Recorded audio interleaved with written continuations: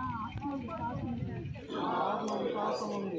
నేను నా పట్ల, నా కుటుంబం పట్ల, నా పని పట్ల, నా సమాజం పట్ల, నా ప్రపంచం పట్ల శాంతి, ఆనందం, ఆరోగ్య విషయములందు కష్టపడబడుతూనే ఉంటాను.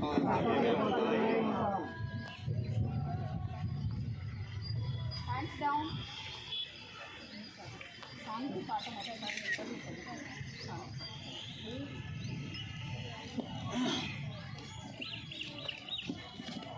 నమస్కారం. ముందుగా మరి 2014 సెప్టెంబర్ 27వ తారీఖున ఐక్యరాజ్య సమితి జనరల్ బాడీ మీటింగ్లో మన గౌరవ ప్రధానమంత్రి నరేంద్ర మోడీ గారు ప్రపంచ వేదిక మీద 2014 సెప్టెంబర్ 27వ తారీఖున ఐక్యరాజ్య సమితిలో 2015-2021 అంతర్జాతీయ యోగా దివస్ని నిర్వహించడం జరిగింది. మరి అతి తక్కువ కాలంలో కేవలం 10 సంవత్సరాల కాలంలో ప్రపంచవ్యాప్తంగా ప్రపంచంలో ప్రతి దేశంలో కూడా యోగా దివస్ నిర్వహించుకునేలాగా అంత ప్రాచుర్యం వచ్చేలాగా ఈ కార్యక్రమానికి నరేంద్ర మోడీ గారు గౌరవ ప్రధానమంత్రి గారు మన యోగా గురువులు కానీ మన ప్రభుత్వ ఉద్యోగులు కానీ చాలామంది చెప్తున్నారు మీకు.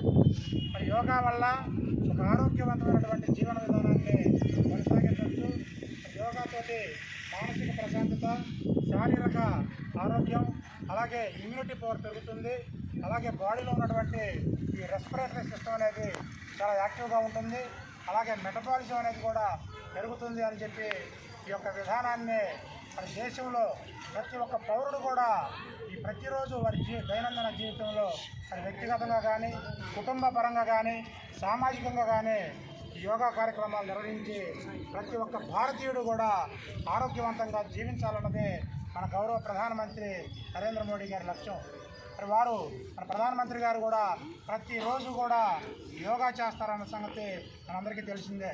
అలాగే మన గౌరవ ముఖ్యమంత్రి గారు కూడా ప్రతిరోజు 4 గంటలకు లేచి యోగా నిర్వహించడం వల్ల మరి వాళ్ళు మానసికంగా, శారీరకంగా ఆరోగ్యంగా ఉన్నారు.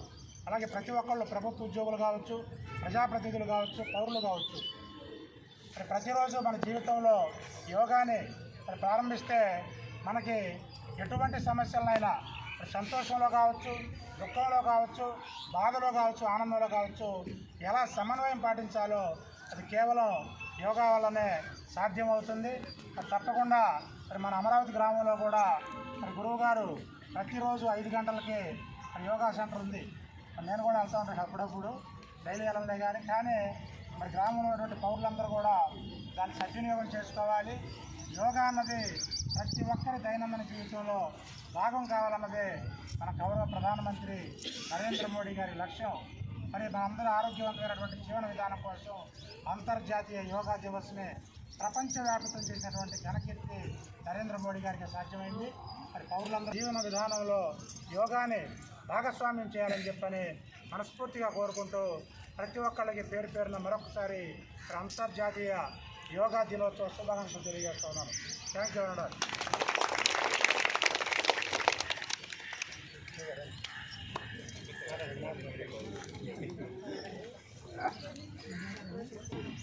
ముందు పురాతన కాలం నుంచి కూడా యోగా అనేది ఉంది, కానీ దాన్ని ఒక ప్లాట్ఫామ్కి తీసుకొచ్చేది